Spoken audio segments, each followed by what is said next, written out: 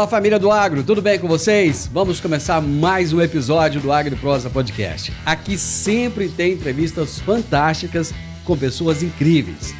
Temos também o canal AgriProsa no YouTube. Que tal dar uma passadinha por lá e assistir as entrevistas que você ouve por aqui? E se você achar que vale a pena, vai lá, se inscreve no canal. O like eu tenho certeza que você vai deixar por lá, né? E se você conhecer alguém que possa se interessar por algum dos assuntos dos vídeos, então compartilha. Simbora então para mais um AgriProsa Podcast.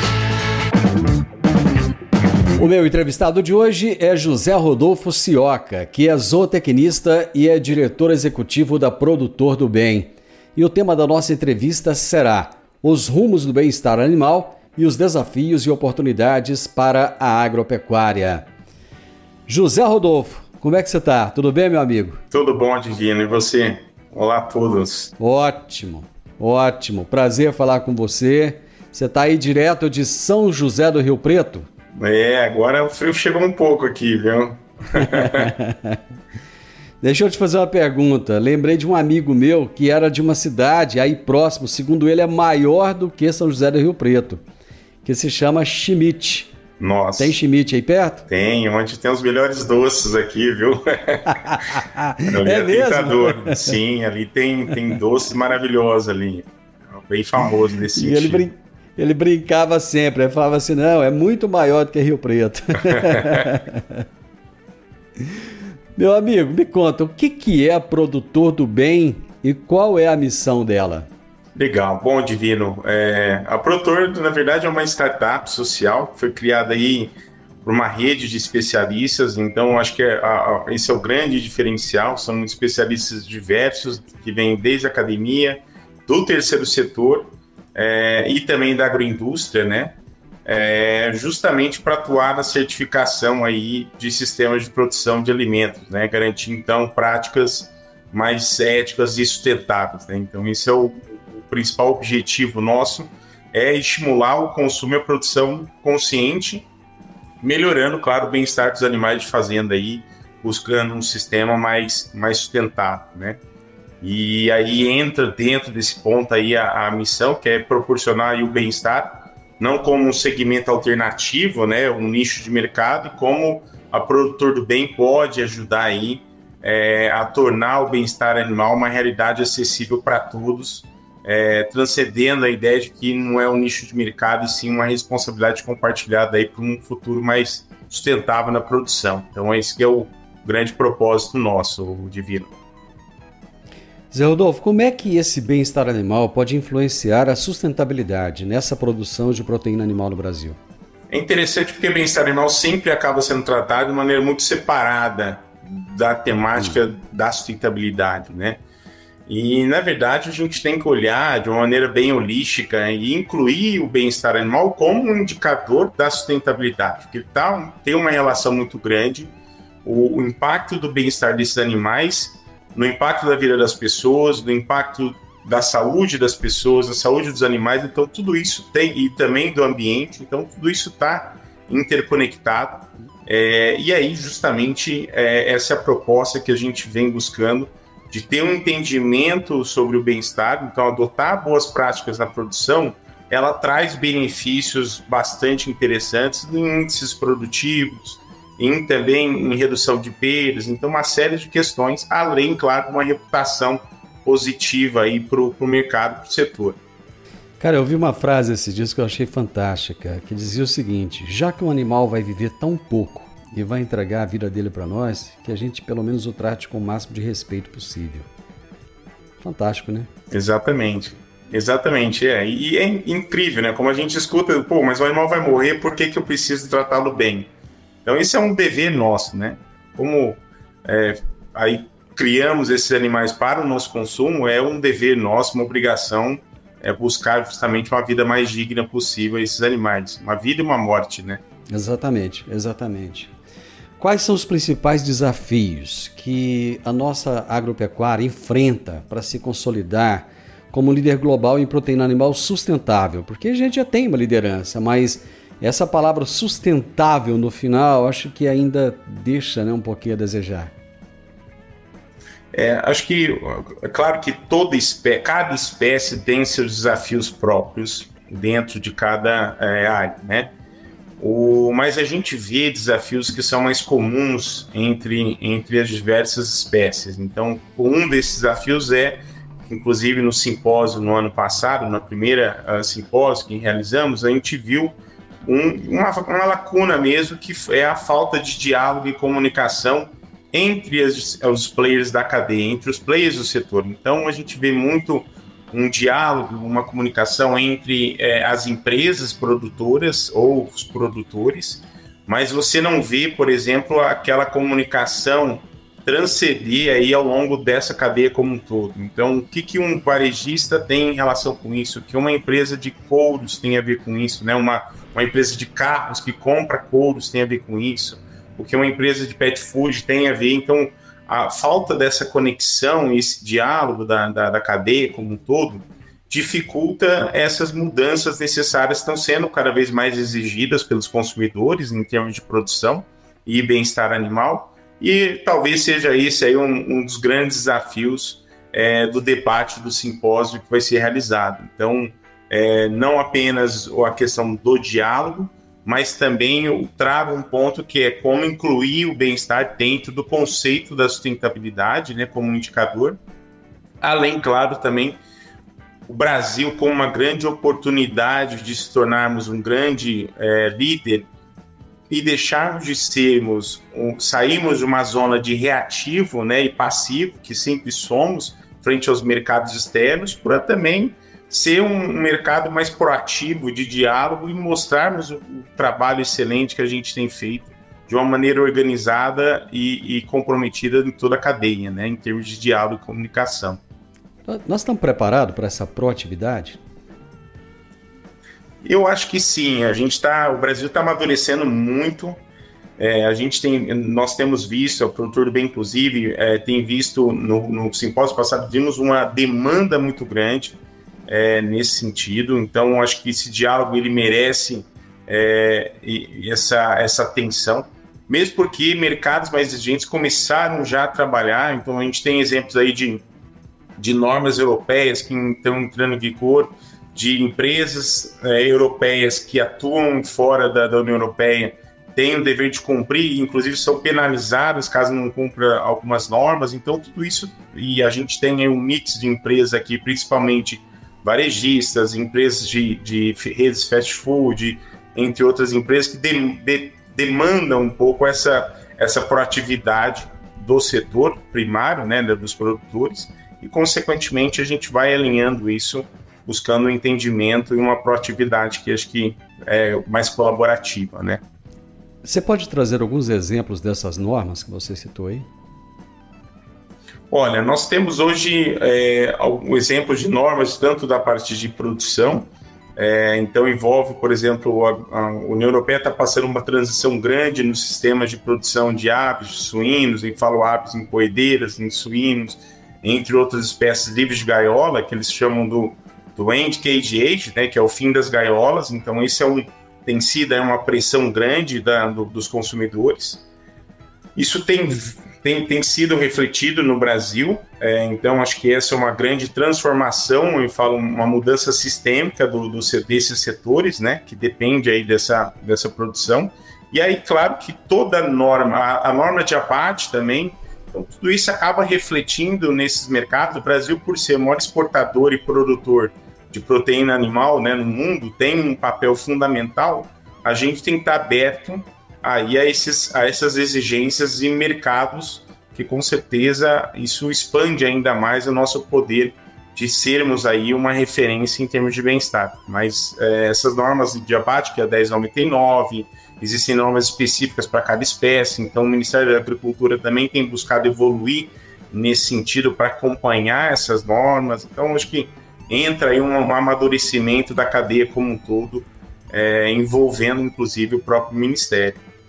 Quais são as maiores dificuldades para a adequação dessas normas? É uma resistência dos criadores ou não? São outras?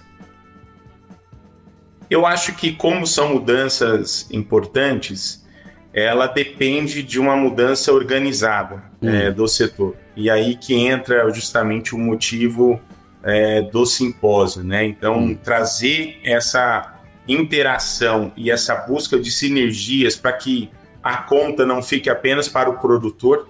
Então, que é o que a gente tem visto, né? Porque é um efeito cascata que vai vindo, essa demanda, até chegar no início da cadeia, que é o produtor. E aí, no fim, acaba ficando para ele essa conta. Então, como a gente consegue discutir e trabalhar entre essa cadeia e diluir, vamos dizer assim, essas responsabilidades na mudança. Então, esse é o propósito de trabalhar de uma forma mais propositiva e colaborativa entre as empresas e entre o setor.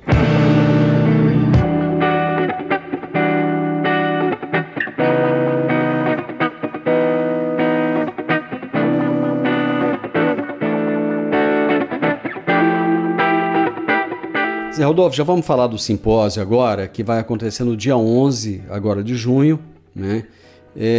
Ele tem como título Brasil rumo à liderança global em proteína animal sustentável, né? De que maneira o simpósio pode contribuir para esse avanço nessas discussões sobre bem-estar animal no Brasil? Bom, em 2023, a Produtor do Bem realizou o primeiro simpósio e trouxemos aí diferentes agroindústrias, principalmente produtores, que demonstraram várias iniciativas em bem-estar dos animais, em evolução, melhorias, e também trouxemos empresas do setor de alimento, então empresas de redes fast food, varejistas, e a gente viu nesse simpósio, acho que foi uma discussão e uma decisão unânime, da necessidade de trazer uma segunda edição com um foco mais em como buscar sinergias conjuntas do setor, de ponta a ponta da cadeia, então desde o início até o fim dessa cadeia, para que então consigamos implementar as boas práticas, né? Então a gente vê muitas empresas fazendo compromissos públicos em relação a bem-estar animal, então entra ovos livres de gaiola, entra a parte de matrizes criadas livres de gaiola, entre outras as questões, que inclui também a questão de uso de antibióticos, tudo isso. Mas a implementação de todas essas práticas se torna um desafio quando as empresas e os produtores vão implementar isso.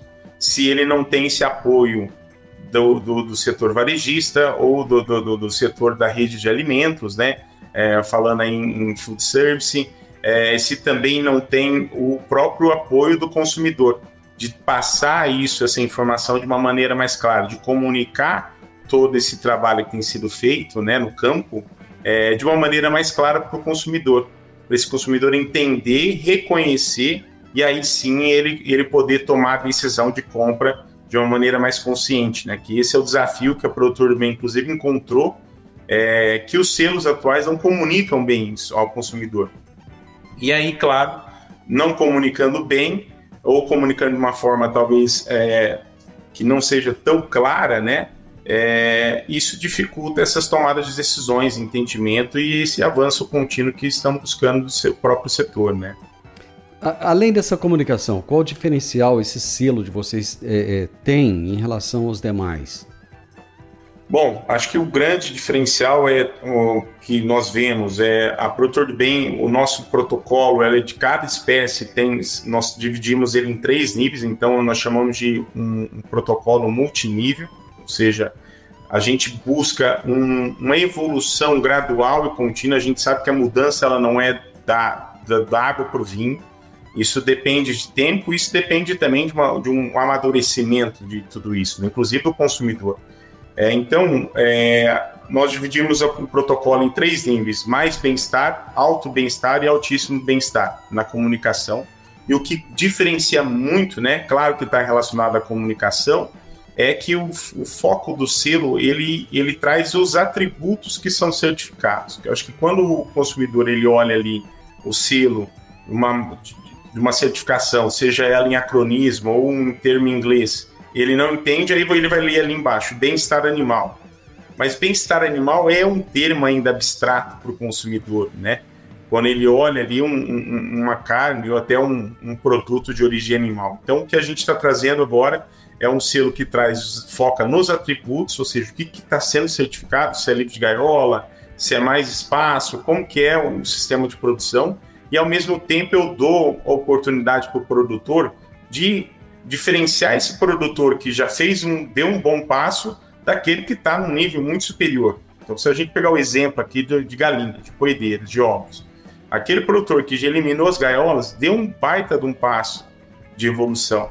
Mas ele difere ainda daquele produtor que já é aquele produtor que cria a galinha caipira, a galinha solta, que tem um custo de produção maior, tudo. Então, como que eu vou diferenciar isso num produto de uma maneira mais clara ao consumidor dos sistemas produtivos? Então, esse é uma grande vantagem do selo, e isso facilita para o consumidor, além, claro, da gente conseguir uma equipe multidisciplinar que consegue aí transitar entre os diferentes players, seja ONG, seja governo, indústria. A gente tem essa capacidade, e isso nos torna diferenciado em termos de equivalência com outras certificações mundo afora, né? Então, isso ajuda muito pelo fato de ser multinível, né? Cada nível tem uma certa equivalência com diferentes certificações fora, visando aí uma facilidade de comercialização em mercado, pensando em empresas grandes. Em um país onde a renda média das pessoas é baixa, como o Brasil, e no mundo que está vivendo com uma inflação galopante, em muitos lugares, muitos países, as pessoas se assustam com o nível de inflação, nunca tiveram isso antes. O consumidor, ele está disposto a pagar por isso? Porque, como você disse, tem um custo. Para quem produz, acaba tendo um incremento de custo, né? E isso vai impactar no preço final. Ele está disposto a pagar? Eu acho que a pergunta, Divino, impacta necessariamente no custo de produção? Porque a gente vê que a implementação de boas práticas muitas vezes impacta positivamente em índices zootécnicos, esses índices produtivos. Então, a gente vê pelo exemplo da própria suinocultura, uma fêmea, uma matriz criada em grupo, ela traz resultados iguais ou até melhores do que ela criada em sistema em gaiola. Por que isso tem que custar mais, né? É por isso que volta de novo naquela comunicação e a importância desse diálogo entre os setores, né? Porque se a gente está no início da cadeia falando que o exemplo de ovo, sim, tem um custo a mais, mas se ele custa 10%, 15% a mais para o produtor, por que ele chega no supermercado, ou na verdade para o consumidor, a 200%, a 100%? Porque acho que existe aí oportunidades que também se utilizam no mercado e acaba nichando esse produto de uma maneira injusta, vamos dizer assim. Por isso até reforça essa importância do trabalho conjunto, né? Mas concordo com você, quando a gente fala em massa, a gente tem que tornar esses sistemas acessíveis a todos. E quando a gente fala acessível, envolve desde custo de certificação, que ela não tem que ser um custo significativo, tem que ser um custo que praticamente não há significância em termos disso, o acesso a esses produtos e também, claro, um trabalho conjunto de toda a cadeia. Então, pulverizar, vamos dizer assim, as responsabilidades. Para não custar menos, né? Mais, perdão. Qual é o público desse evento que vocês irão realizar? Bom, o público do simpósio, que vai acontecer no dia 11 de junho, né, da Produtor do Bem, lá no Senai, em São Paulo, no Senai de Biotecnologia, em Bom Retiro, né, de São Paulo. Ele tem como público-alvo aí, principalmente a agroindústria, vamos falar assim, o setor de alimentos como um todo, ou o setor, eu diria, não só de produção de alimentos, mas o setor que tem relação com o uso de proteína animal. Porque nesse simpósio a gente vai ter ali, claro, algumas palestras interessantes, mas nos 2 painéis que teremos, a gente vai ter desde empresas que são produtores de couro, de produtos de origem animal, como todas as diferentes espécies, mas também representantes de empresas como o próprio Grupo Pão de Açúcar, uma varejista, empresas como a Arezzo, que é uma empresa que compra couro e que tem demanda em relação à sustentabilidade, bem-estar animal. Então, todos são vários, o setor como um todo, a gente acaba tendo como um público-alvo nesse simpósio, né, nesses profissionais.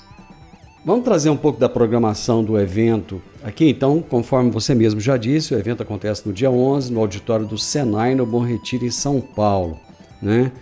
Começa entre 8h30, tem inscrições e café, das 9h10 introdução, 9h10 até 9h25 apresentação do Senai. Qual que é a participação do Senai aí? Ela é apenas institucional? Qual que é a participação deles?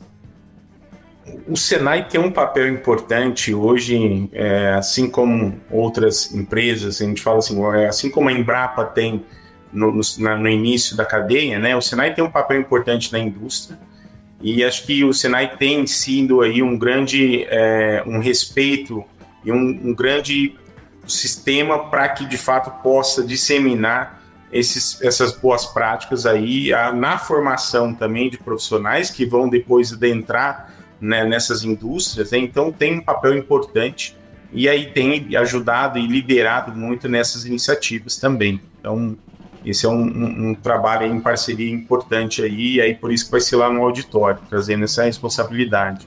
Bom, vamos trazer aqui então algumas das palestras, os temas, para o pessoal que está nos ouvindo aí ficar a par de como será o evento. Às 9h25 já começa uma participação do Ministério da Agricultura com o tema Desafios e Oportunidades para a Agropecuária / Indústria Alimentícia Brasileira. O mapa está firme nesse propósito com vocês? A proposta do mapa é mostrar a temática como oportunidades dentro do mercado local, né, interno, mas também o quanto isso pode auxiliar nessas tratativas aos mercados externos, né? Em termos de, inclusive, quem vai representar é a própria Secretaria de Relações Institucionais e também de mercados. Então, acho que isso vai facilitar muito nessa abertura, mostrando a importância da temática para os mercados. Na sequência tem Andréa Pradilla, é isso mesmo, Pradilla? Isso. Redefinindo sustentabilidade e proteína animal sustentável. Quem que é a Andréa? Andréa, ela faz parte do Global Report Initiative, que é o GRI, né? Que é uma iniciativa global que já tem há muitos anos pela instituição, que é justamente uma instituição que promove aí, dentro da cadeia das empresas os relatórios de sustentabilidade, inclusive avaliam esses relatórios de sustentabilidade, então ela traz aí pontos importantes que as empresas têm que considerar dentro de seus relatórios, e dentro, claro, que o foco deles é muito a questão ambiental e mudanças climáticas, mas um dos pontos que o GRI avalia também é bem-estar animal, dentro desses pontos, e ela vai abordar um pouco esse tema.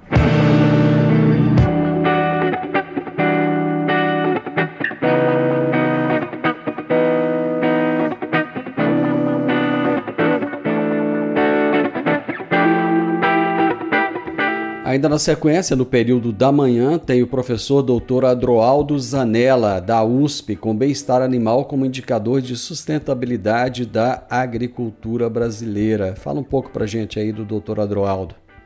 Bom, o Dr. Adroaldo é um grande profissional, professor que tem uma experiência vasta fora do Brasil e também agora no Brasil. E ele traz essa temática de uma maneira muito interessante de como eu trato a questão a temática do bem-estar animal dentro da temática da sustentabilidade, não de forma independente, né? Eu acho que ele vai trazer, então, esses indicadores e exemplos aí claros de como isso é feito, trazendo isso como um indicador dentro da sustentabilidade como um todo. Então, acho que vai ser bem interessante para a gente começar a mover essa agenda e embutir o bem-estar numa agenda mais ampla. Aí vai ter um coffee break para o pessoal dar uma esticadinha, respirar um pouquinho. Precisa, e depois vem a Andréa. Precisa, porque senão ninguém aguenta, virar uma maratona, né? Depois vem a Andréa Gavinelli, que é da Comissão Europeia, né? E ela vai falar sobre o tema Dimensão Internacional das Políticas de Bem-Estar Animal em Evolução da União Europeia para uma Agropecuária Ética e Sustentável. Como é que vai ser essa participação da Andréa? Na verdade, teremos 3 Andréas. E nesse caso específico é o Andréia. Ah, meu Deus do céu, é o Andréia? Nesse caso é o Andréia. Rapaz! Então, eu falo, como é europeu, a gente acaba confundindo italiano, os nomes, né? Mas é italiano. É italiano. Tá. É igual o Andrea Bocelli. Tive o prazer de conhecê-lo. Isso. Tive o prazer de conhecê-lo, inclusive pessoalmente, isso em 2008, 2009. Ele hoje é a pessoa responsável em toda a temática de bem-estar animal na Comissão da União Europeia. Essa em específico vai ser uma palestra online, porque ele não conseguiu vir ao Brasil, mas vai trazer uma temática muito interessante, que é justamente como esse mercado internacional e essas políticas, né, têm evoluído na europeia e o quanto isso pode trazer de oportunidades e desafios também para o Brasil. Acho que vai ser um ponto importante a ser tratado aí nesse evento. Legal. Bom, e a última da Maratona da Manhã é o professor Dr. Matheus Paranhos da Costa, da Unesp. Esse eu conheço, já tive o privilégio de entrevistar aqui, falando sobre bem-estar animal como valor agregado nas cadeias produtivas da pecuária. Ele é muito bom, né? Eu sou suspeito para falar do professor Matheus, porque ele foi meu orientador por muitos anos. Então, me formei em Jabuticabal, e tenho uma grande admiração por essa pessoa, e o conhecimento que ele traz vai agregar muito nesse sentido, porque ele vai mostrar justamente o true, que a gente fala, né, true cost accounting, que é os custos mesmo do bem-estar animal quando ele não é implementado. Acho que vai ser bem interessante. Eu já participei de evento em que ele estava palestrando. Realmente ele... Assim, as ideias dele são meio disruptivas, né?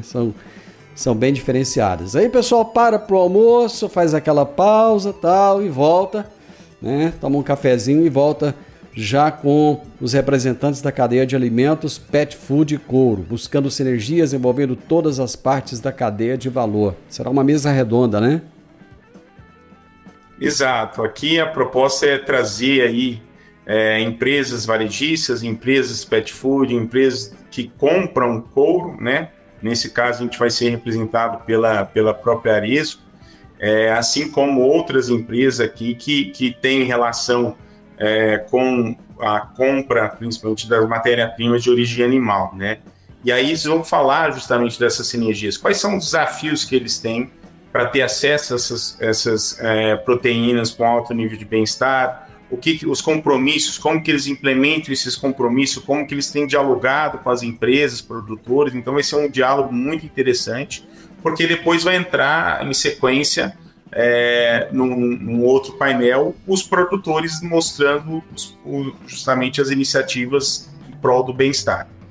Aí mais um coffee break, porque depois do almoço o pessoal dá aquele soninho, né? Lógico, vem o Lúcio Vicente. É Instituto Acato? É isso?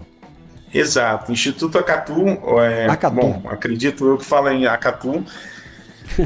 O próprio Lúcio é uma pessoa muito respeitada. O Lúcio Vicente ele foi diretor de sustentabilidade do Grupo Carrefour por um bom tempo. Então ele traz aí uma experiência formidável nesse sentido, e agora, claro, como liderando aí o Instituto Acatu, ele vai trazer essa importância, que é um dos focos aí do próprio Instituto, da transparência e também a comunicação junto a esse consumidor, para que o consumidor tenha aí um consumo cada vez mais consciente e responsável, né? Então a proposta é muito nesse sentido, nesse olhar. Depois do Lúcio vem os representantes das empresas alimentícias, né, com exemplos de iniciativas de bem-estar animal na prática. Essa é uma conversa com a indústria, né? Exato, aí a gente vai ter representante do couro, bovinos de corte, suínos, poideiras. Então a proposta é trazer aí esses representantes, mostrando aí essas iniciativas e mostrando também as oportunidades e os desafios. Acho que o ambiente está muito propício para isso, é um ambiente seguro desse diálogo aberto para poder trazer então e buscar os resultados e os próximos passos. E para finalizar, um rapaz que eu gostaria que você falasse dele pra gente, não sei se você conhece bem, que é o José Sioca, né? E a Elisa eu não ouso falar a assinatura dela porque é complexa, né? Com o papel das certificações, lançamento do COBEA, Colaboração Brasileira de Bem-Estar Animal.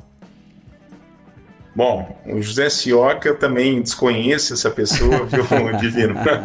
Mas acho que isso vai muito ao encontro da palestra do Lúcio sobre essa importância da transparência e como transparecer isso ao consumidor e como dar acessibilidade a esse consumidor e não ser um nicho de mercado.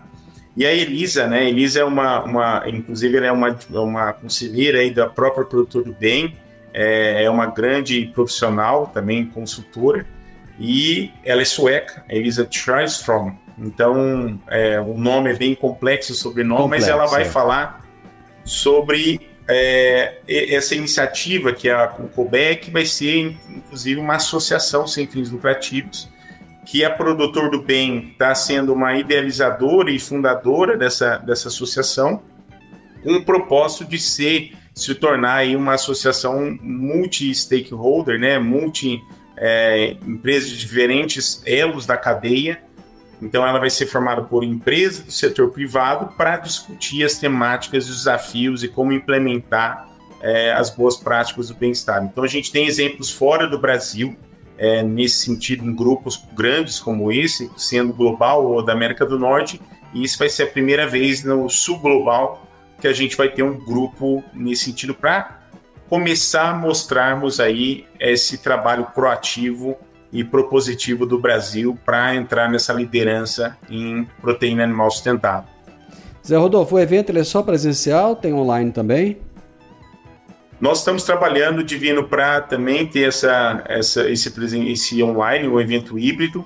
Claro que a gente ainda não conseguimos ainda fechar para ter essa transmissão ao vivo ainda, mas estamos aí próximos. A gente divulga, se conseguirmos, nós vamos divulgar com certeza esse evento híbrido, né? E aí, claro, as pessoas puderem fazer as inscrições, aí tem no site da Produtor do Bem, mas também no próprio Simpla, tem ali para as pessoas fazerem essas inscrições, porque a gente tem inscrições aí bem limitadas, né? Então a gente pede até quem for fazer, quem realmente vá ao evento presencial, para a gente abrir esse espaço, porque são 80 vagas aí que nós temos no auditório só. E é um evento gratuito, né? Meu amigo, muito bom. Muito bom. Sucesso nesse evento. Parabéns por essa iniciativa. Falar de bem-estar animal é sempre muito pertinente, né? E a agropecuária brasileira, ela tem avançado muito nesse sentido. Muito obrigado por ter compartilhado esses insights com a gente aqui e ter trazido todas essas informações. Divino, muito obrigado, gratidão aí e estamos aí à disposição. Eu agradeço. Eu conversei com o José Rodolfo Sioca, que é zootecnista, é um defensor do bem-estar animal e é diretor executivo da Produtor do Bem. E o tema da nossa entrevista foi os rumos do bem-estar animal e os desafios e oportunidades para a agropecuária. No dia 11 de junho, só relembrando, lá em São Paulo, haverá um evento sensacional, um simpósio internacional com o título Brasil rumo à liderança global em proteína animal sustentável. O podcast Agro e Prosa tem o objetivo de falar do agronegócio de forma fácil, simples e descomplicada. Diariamente conversamos com os maiores atores do agro e abordamos os mais diversos assuntos de interesse de produtores rurais, técnicos, pesquisadores, profissionais da área e simpatizantes do agronegócio. Se você gosta do nosso podcast, então você pode nos ajudar. É muito simples. Basta seguir-nos nas principais plataformas de streaming e também no YouTube. Se você deixar um gostei, compartilhar os episódios e deixar um comentário, já vai nos ajudar muito a dar relevância tanto ao podcast quanto ao canal. E o mais importante de tudo, nos siga para receber notificações de novos vídeos e episódios. Um grande abraço para você e até a nossa próxima prosa.